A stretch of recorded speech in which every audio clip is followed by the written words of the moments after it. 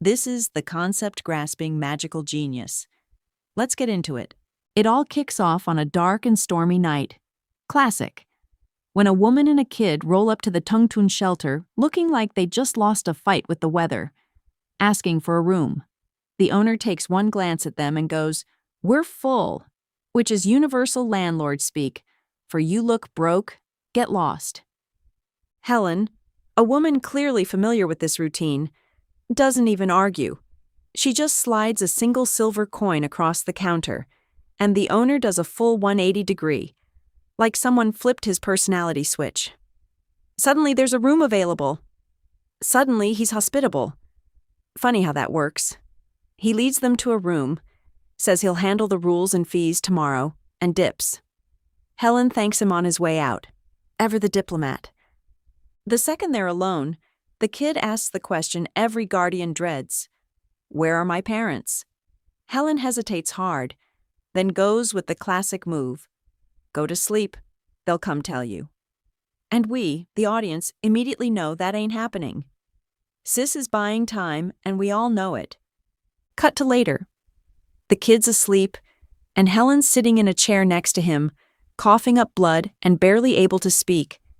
She tells him to be happy, and then, that's it. She's gone. The kid wakes up, realizes what happened, and absolutely loses it, screaming, panicking, the whole nightmare. The shelter owner and his mistress show up to investigate the noise, and instead of having literally any normal human reaction to a woman dying in their building, they're just annoyed. Like, ugh, why does this have to happen here? These two have the emotional range of a parking meter. But then the mistress clocks the kid's white hair and goes, "Wait, doesn't that match Pauline?" And just like that, she decides Pauline and this random orphan should pose as mother and son, and tells Pauline she's got a new job starting tomorrow. And this is where we learn the real deal about Tungtun shelter. On the surface, wholesome charity for people with nowhere else to go. In reality, a full-blown child-begging operation, squeezing kids dry under the guise of responsibility fees. Wicked place, genuinely. Pauline introduces herself and asks the kid's name, but the poor guy is in no state to talk. He's still processing literally everything. Pauline gets it immediately. No explanation needed. She sits beside him and just starts talking. Tells him she doesn't know everything he's been through, but the past is the past now. What matters is what's next. Tells him not to lose hope, that happiness will find him eventually. And Rowan, without hesitation, takes it all in. From there, he starts begging as Pauline's son. Sure, the mother-son thing started as a hustle, but Pauline genuinely looked out for him the whole time, fending off bullies, keeping thieves away, the whole package. Real guardian energy, no cap. 5 years fly by. Rowan's 8 now, and one evening the two of them are sitting together, reflecting on everything, when Pauline drops the bomb. She's leaving to work as a maid for some noble family. Finally, an actual job, actual pay, an actual future for her. Rowan tells her he's happy for her, that she'll do great, that he believes in her, trying so hard to play it cool. But his tears immediately snitch on him. He thanks her for everything, thinking quietly to himself, first his parents, then Helen, now Pauline. Everyone he loves keeps leaving. Pauline sees it written all over his face, pulls him in close, and tells him something he'll carry for the rest of his life. Just because nobody's physically beside him doesn't mean he's alone. If he holds on to the memories of the people he loves and quietly looks inward, he'll feel how much they cared. Whenever loneliness creeps in, just feel his heart, and she'll be there. Cut to hours later. Pauline's gone, and Rowan's standing alone in the woods at night, replaying her words. So he does exactly what she said, eyes closed, hand over his heart, just feeling, and then something wild happens. Mana starts swirling around him out of nowhere. Eyes still shut, but suddenly he can see everything in the dark, like the whole world went transparent. And in that vision, He feels them. His parents, Helen, Pauline, burning bright and close, like they'd been living inside him the entire time. And just like that, an entire year goes by. Pauline, radio silent. 0 texts, 0 updates, nothing. Our boy, being the eternal optimist he is, makes excuses for her like she's a friend who left him on red. Maybe she's just settling into the new job. Maybe she's busy. Bro, it's been a year. But he keeps hoping she's doing okay anyway, because that's just the kind of kid he is. Meanwhile, back at the shelter, Rowan's still out here begging. And he's good at it. Like, suspiciously good. People just walk up and hand him cash like he's got some kind of aura filter on. Naturally, the shelter notices the numbers and promotes him to Zone 1, which is basically the VIP section of begging. Prime real estate, the Beverly Hills of sidewalks. Enter Blake, Zone 1's supervisor, who hears Rowan's whole tragic backstory and immediately takes him under his wing. Good guy energy. He also puts our boy onto the concept of mana, dropping the lore. Mana is basically the life force Wi-Fi connecting everything in the world.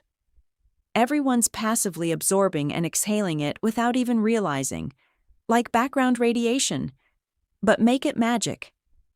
Rowan, ever the philosopher, just sits there vibing, thinking about how beautiful it all is.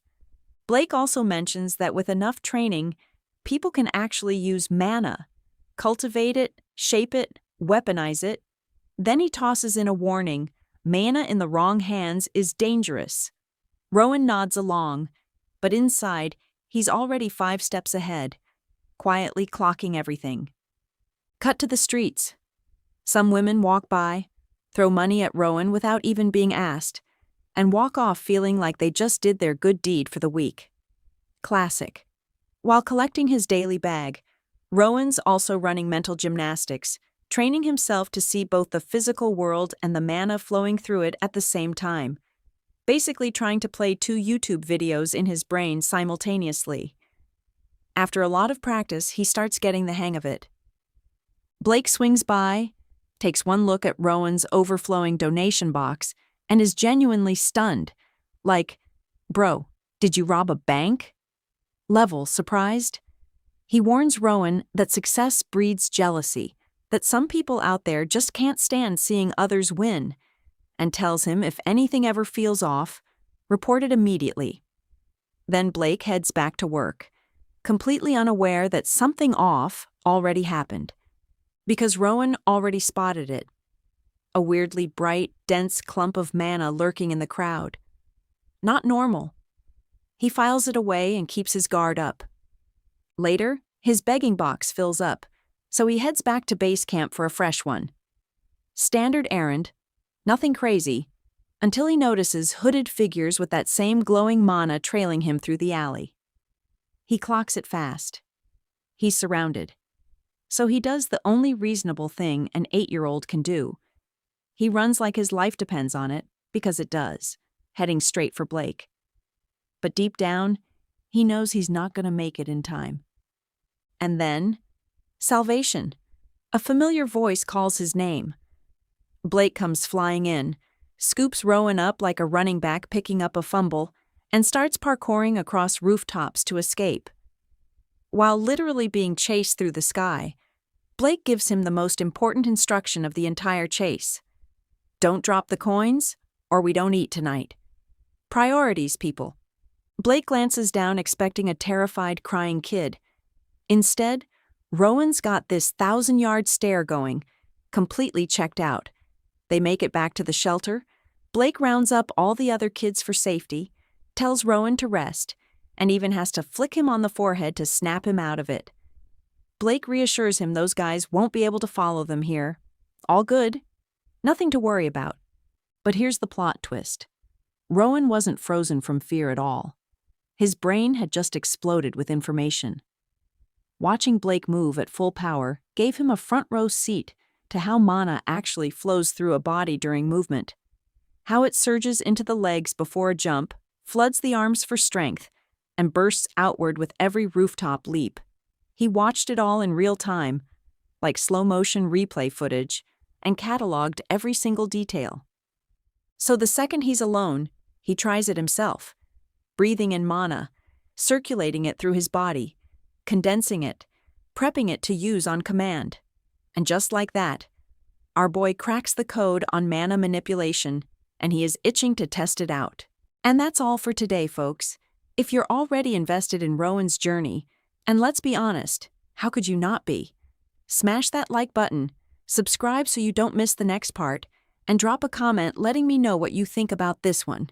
Next chapter is coming soon, and see you in the next one.